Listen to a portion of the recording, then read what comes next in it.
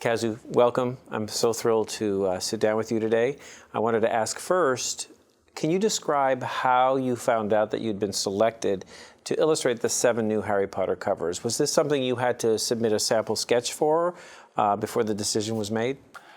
Actually, I did. I actually put 2 sets together and then sent it in kind of to see what approach Scholastic would want to take. I gave them 2 options, basically. And after the second one, I think I got a phone call or an email. And yeah, I think I did celebrate just a little bit. And I was just like, yes! And then I realized what I was going to be doing, and I was like, oh my goodness, that's a lot of work. But it was a really good moment when we did get the covers. It was a team process. It was teamwork. My assistant and I actually both worked together to get it. Okay, what was running through your mind when you found out that you were chosen, that you'd been selected to illustrate these covers, and how did it make you feel? Oh yeah, I was ecstatic. You know, at the same time, I was a little worried because I have my own book to do, and I wasn't sure how much time this would take away from it. It ended up taking more time than I thought, but I have no regrets. This has been a fantastic experience all around. So how did you prepare? How did you decide what the focus was going to be for each of these covers? Did this all come very easily to you, or did you have to actually go back to the books and reread them for inspiration?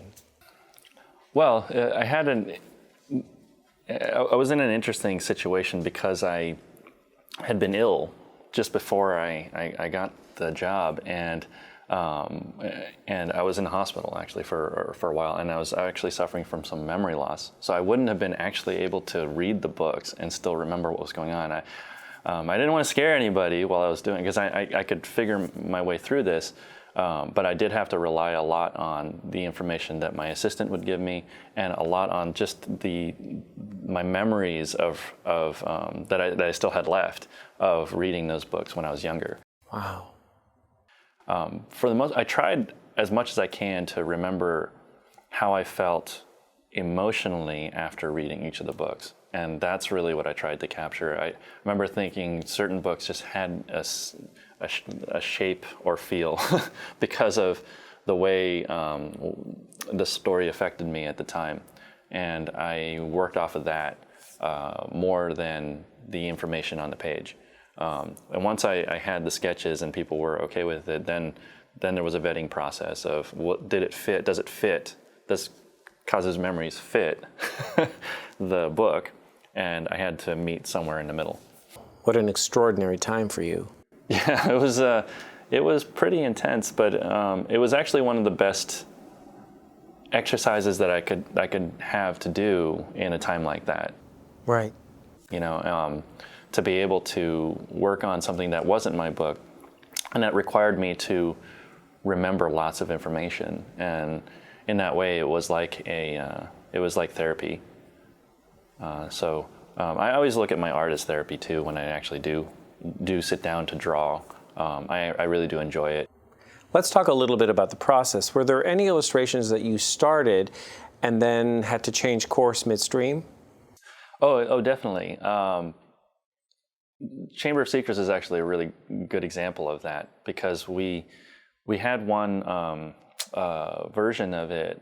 It was approved, and I had moved pretty far with it, and I had, I think, gotten to close to about 60 drafts of that one particular image, and I just didn't think it was right. It wasn't what I felt about the book. It wasn't the way I felt about it. I thought of the second book as a cup of tea. It was the break before the storm, and the image that I was creating had it was a very action-packed image, and I just didn't think that the book was like that. It didn't feel that way to me. So when I was drawing it, it was entirely technical.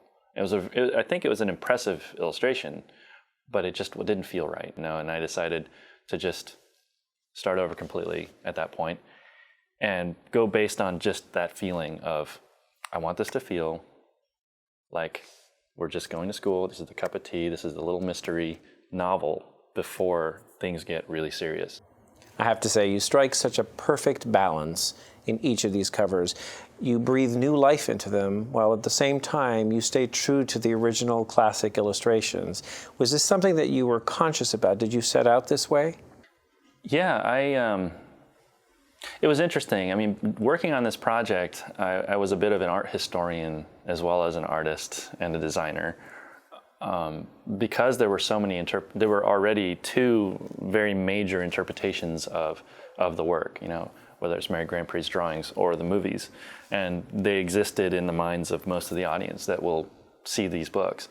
I did sense that I was going to have to find some kind of a middle ground. And I didn't want to stray too far from my own style as well, because I think that I can't try to ape anybody else's style. I had to do it from mine own. So what you see in the final is really just what I naturally do, adjusted to pay tribute to the books, the movies, the whole Harry Potter mythology, and also a tribute to classic literature, because I did want to bring that in. I did feel like Harry Potter is one of the few books that we have in our time that will be classic literature, and I wanted to treat it as such. And you do it brilliantly, I might add. Oh, thanks.